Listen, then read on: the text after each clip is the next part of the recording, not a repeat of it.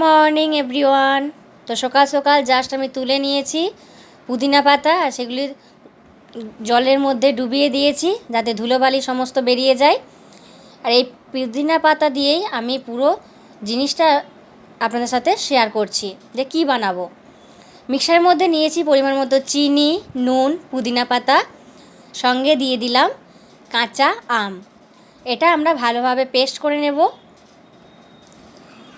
তো পুদিনা পাতার চাটনি বা শরবত অনেকেই খুবই পছন্দের, আর এই গরমকালে আমাদের শরীরকে ভীষণভাবে শীতল রাখতে সাহায্য করে, পেটের অনেক সমস্যা দূর করে।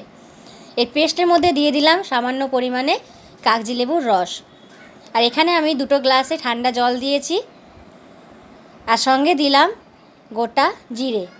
সমস্ত কিছু দিয়ে পেস্ট করে ঠান্ডা জলের মধ্যে অ্যাড করে দিলাম। ব্যাস তৈরি হয়ে গেল পুদিনা পাতার শরবত বা কাঁচা আমের শরবত।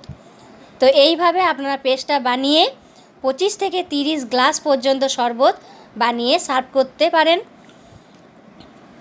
এখানে আমি 25 থেকে 30 গ্লাস পর্যন্ত শরবত বানিয়েছিলাম। পরিমাণে চিনি আর নুন আর কাগজি লেবুর রসটাও দিয়ে দিয়েছিলাম, আর খেতে হয়েছিল দুর্দান্ত।